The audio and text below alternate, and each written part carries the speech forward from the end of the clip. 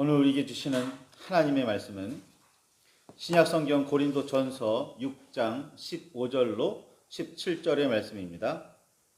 고린도전서 6장 15절에서 17절의 말씀입니다.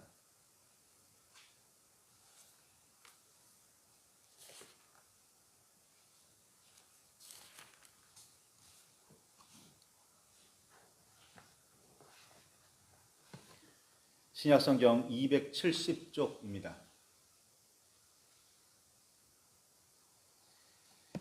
찾으셨으면 우리 함께 말씀을 봉독하시겠습니다.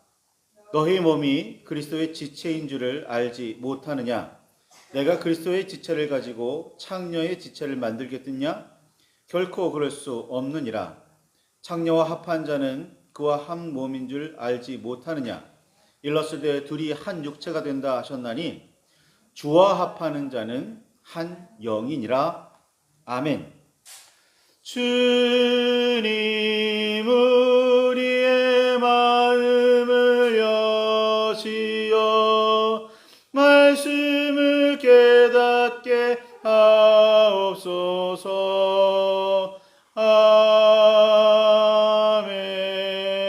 아멘. 주님의 사랑과 그 크신 은혜가 저와 여러분 안에 가득하기를 소망합니다.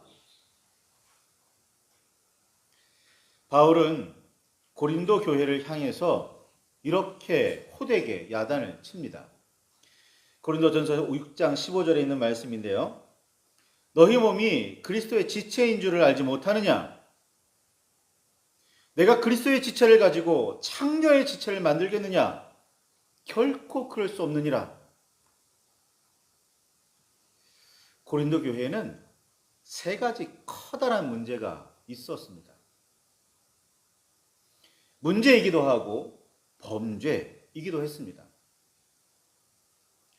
그리스도를 통해 하나님의 사람으로 변화된 공동체가 맞는지 의심해야 할 정도로 심각한 문제들이었습니다. 이 세 가지에 비하면 다른 문제들, 그것들은 자질구레하다고 여겨질 정도였습니다. 이 세 가지만 있었던 거 아니라 여러 가지 있었지만 이 세 가지 빼고 나머지는 별것 아니야 라고 여겨질 정도로 커다란 문제 세 가지가 있습니다. 첫 번째로 고린도 교회에는 바울파, 아볼로파, 게바파, 그리스도파로 나뉘어 서로 남이 잘 되는 것을 시샘하며 미워하고 있었고, 나아가 말썽을 일으키며 시끄럽고 복잡하게 다투고 있었습니다. 어떤 사람들은 그리스도보다 바울이나 아볼로 또는 게바, 즉 베드로를 더 중요하게 여기고 있었습니다. 그들에게 심지어 자신들은 바울 또는 아볼로 또는 게바를 통해 구원받았다고 주장하고 있었습니다. 그리스도를 통해서 구원받은 게 아니었어요. 그들에게 바울, 아볼로, 게바, 즉 베드로는 그리스도와 같은 급이었습니다. 하나님을 믿고 그리스도를 따르는 게 아니었습니다. 하나님을 믿기는 했을지 모르지만 그들이 바울 또는 아볼로 또는 게바를 따르고 있었다는 사실은 명백합니다. 그리스도 예수를 따르지 않는 그들을 교회라고 할 수 있을까요? 이는 예수 그리스도를 통해 구원받은 거룩한 교회냐 아니냐에 대한 매우 심각한 문제였습니다. 아니, 바울이 전해들은 소문 그대로라면 이미 교회가 아니었습니다. 바울이 복음을 전하기 위해 두 번째로 여행하던 중에 뿌린 씨앗은 마치 길가에 뿌려진 듯 어느새 사탄이 가로챈 상태였습니다. 두 번째 문제는 이방인 중에서도 찾아볼 수 없는 음행이었습니다. 교회 안에 아버지의 아내를 취하여 자기 아내로 삼은 사람이 있었는데 형제의 아내가 아니에요. 자기 아버지의 아내. 친어머니는 아니었겠지만 어쨌든 자기 아버지의 아내를 자기 아내로 취한 사람이 있었다는 겁니다. 그런데 이 일에 대해 아무도 누구도 거론하지를 않습니다. 암암리에 그 정도는 괜찮다고 아무런 문제가 없다고 인정하는 꼴이었습니다. 거룩해 하는 성도들의 무리는 교회 밖에 있는 사람들마저 눈살을 찌푸릴 정도가 되었고 범죄의 온상처럼 보이기까지 했습니다.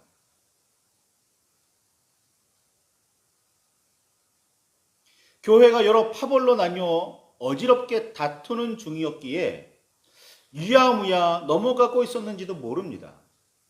하지만 교회 밖의 사람들보다 더 높은 도덕적 기준을 가지고 살아야 했고 하나님의 법과 그리스도의 말씀을 따라 거룩해야 할 사람들의 모습으로는 전혀 보이지 않았습니다.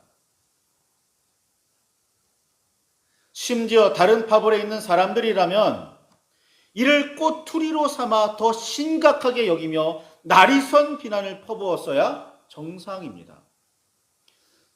정치하는 사람들 중에 다른 정당 사람들을 대충 그냥 넘어가는 경우 없잖아요. 더 소란스러웠어야 마땅할 듯한데 이 문제에 대해 한마디도 오가지 않았다는 사실은 매우 놀랍기까지 합니다. 교회와 성도는 어떻게 보아도 본받을 만한 점이 하나도 없었습니다. 당연히 소금과 빛의 역할은 전혀 하지 않고 있었습니다. 세 번째 문제는 주님께서 주시는 신령한 지혜를 가지고 세상의 문제까지도 선과 악, 옳고 그름을 판단해야 할 성도들이 자신들의 문제도 바로 세우지 못해서 세상의 법정에 잘잘못을 판결해 달라고 고발하는 상황이었습니다.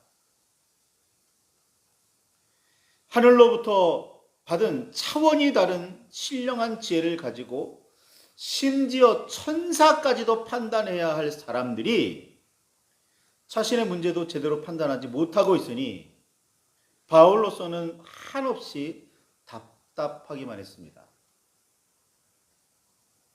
교회의 문제를 세상의 법정에 가지고 가서 부끄러운 줄도 모르고 자신들의 치부를 만천하에 드러내며 왈가왈부했다는 사실은 분명 문제입니다. 그러나 이보다 더 큰 문제가 있습니다. 더 큰 문제는 예수 그리스도를 통해 구원받아 하나님의 백성이 된 사람들이 하늘의 지혜를 전혀 가지지 못했다는 사실입니다. 그러니까 판단하지 못하죠.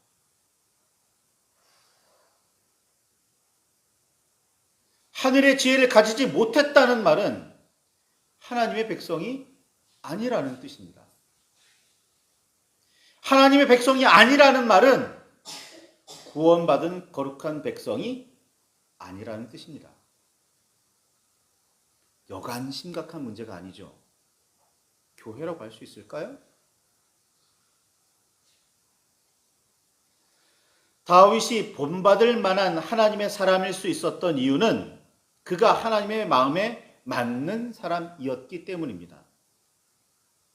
그렇기에 하나님께서는 다윗을 통해 당신의 뜻을 이루리라 말씀하셨습니다. 성도와 교회가 하나님의 마음에 맞지 않는데 우리를 통해 주님의 뜻이 이루어질 리가 만무합니다.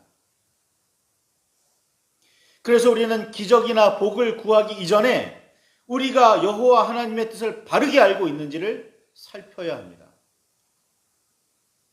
우리에게 사랑과 희락과 화평과 오래 참음과 자비와 양선과 충성과 온유와 절제라는 성령의 열매들이 나타나고 있는지 따져보아야 합니다.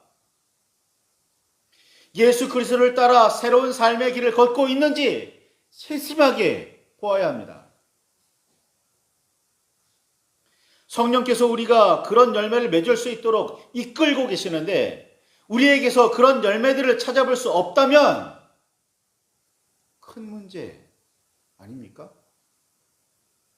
뭐 그냥 조금은 다른 비슷한 예로 몸에 좋으라고 영양제를 수없이 먹었는데 나아지는 것도 없어 보이고 오히려 몸이 안 좋아지는 것 같아요.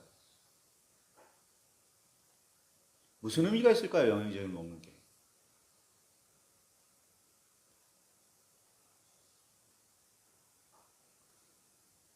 이는 우리가 성령을 따르지 않는다는 뜻인 동시에 우리가 하나님의 사람도 아니고 구원받지도 못했다는 의미입니다.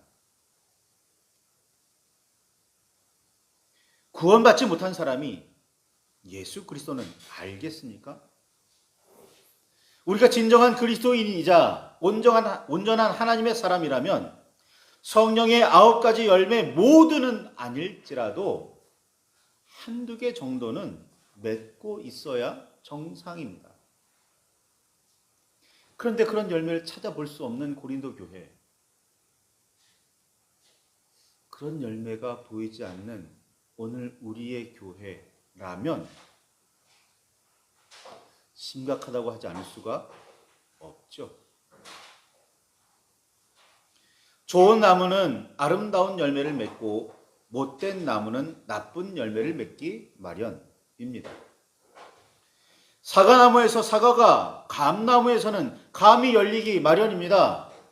콩 심은 데 콩 나고 팥 심은 데 팥 나기 마련입니다. 성도로 자처하는 우리가 진짜 성도인지 아닌지 아는 방법은 우리의 말과 행동으로 맺혀지는 열매를 보면 됩니다.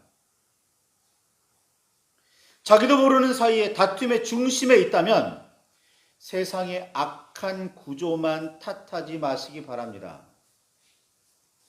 백로는 까마귀 노는 곳에 가지를 않습니다. 먹는 게 다르고 사는 방식이 아예 다르기 때문입니다.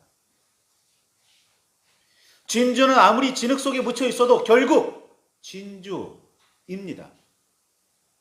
진흙 묻은 진주이기는 하겠지만 진주는 진주죠. 그러나 성도는 진주 그 이상이어야 합니다. 소금은 음식의 맛을 변화시키고 빛은 어두움을 몰아냅니다.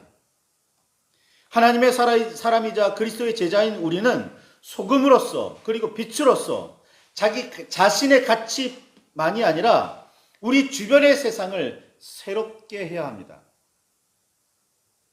그런데 고린도 교회에서는 스스로 거룩한 사람이 되었다고 주장하는 사람들이 보여주는 모습이 전혀 그렇지를 못했습니다. 오늘날 우리의 교회는 어떻습니까? 스스로 성도라고 주장하는 나 자신은 어떻습니까?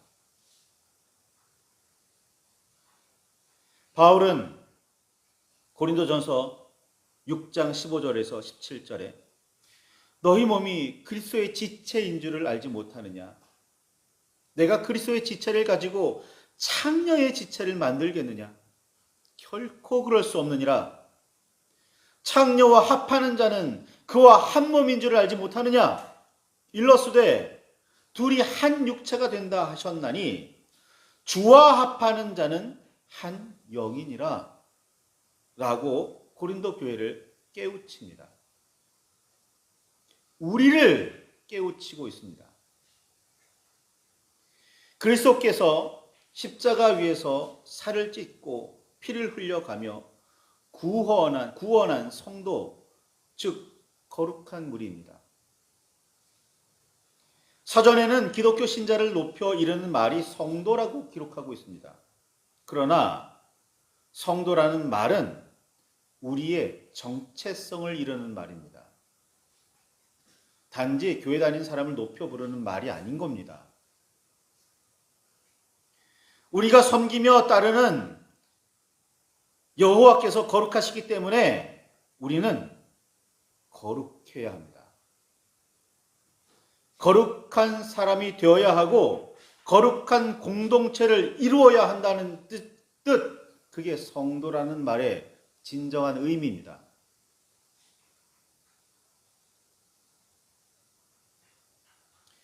레위기 11장 44절 45절의 말씀에 있는 것처럼 우리가 섬기며 따르는 여호와께서 거룩하시기 때문이고 하나님께서 우리에게 거룩하라고 명령하셨기 때문입니다.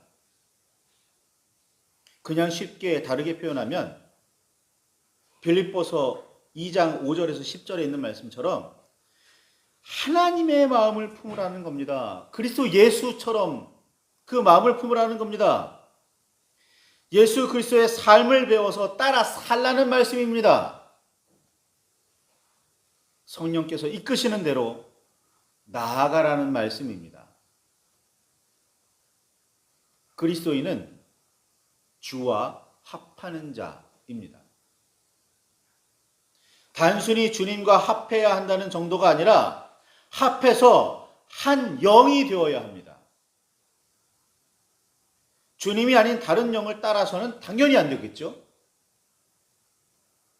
예수님만이 아버지 하나님께로 나아갈 길이고 진리이며 생명입니다. 예수 그리스도라는 길을 따라가야 진리를 깨달을 수 있습니다. 그 진리를 통해서만 참 생명을 얻을 수 있습니다. 그렇게 우리는 보혜사 성령께서 생각나게 하시는 대로 주님의 가르침과 말씀에 따라 살아야 합니다. 예수 그리스도께서 본으로 보여주시고 성령께서 이끄시는 대로 우리는 하나님 여호와와 하나가 되어야 합니다. 그렇게 주님과 합해야 합니다. 단지 겉모양만이 아니라 마음과 영도 하나가 되어야 합니다. 그렇게 되어야 우리는 주님과 합한 자일 수 있습니다. 단지 말씀 몇 구절 외우고 찬양 좀 많이 알고 예배 시간 빠지지 않고 헌금 좀 많이 드린다고 되는 거 아닙니다. 병사로 복무하는 자는 자기 생활을 고집하거나 얽매이지 않습니다. 자기에게 얽매이지 않는다고요? 디모데후서 2장 4절에 있는 것처럼 병사는 자신을 모집한 자를 기쁘게 하려고 그 말씀과 명령에 따릅니다. 병사는 자신의 안위를 위해 구하지 않습니다. 자신을 모집하여 명령하시는 분을 기쁘시게 할 수 있다면 목숨이라도 아끼지 않습니다. 자신이 아니라 주님을 먼저 생각하고 모든 일에 우선으로 여깁니다. 내 소망이 아니라 주님의 뜻을 이루기 위해 힘을 쏟습니다. 내 기도를 들어주셔야 한다고 눈물 콧물 흘리지 않고 주님의 뜻을 이루기 위해 땀과 피를 흘립니다. 주님께 합하려고 자신을 내려놓고 계십니까? 주님을 자신과 합하게 하려고 비뚤어진 욕망을 품고 계십니까? 자신이 우선입니까? 주님이 우선입니까? 주님께서 자신의 뜻을 이루어 주어야 한다고 고집부리고 계십니까? 주님의 뜻을 이루기 위해 애를 쓰고 계십니까?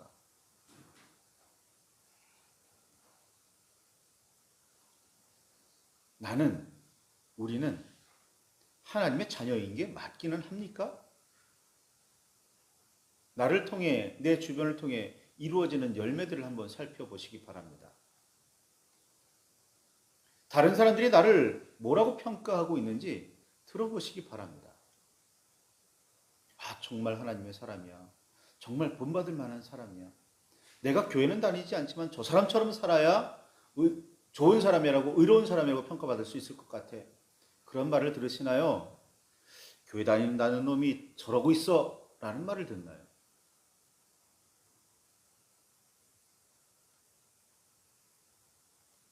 말씀을 붙들고 깊이 묵상하시기 바랍니다. 기도하시기 바라요. 나는 정말 하나님의 사람인가? 우리는 정말 그리스도인인가? 예수님의 제자인가? 말입니다. 말씀을 깊이 묵상하시기 바랍니다.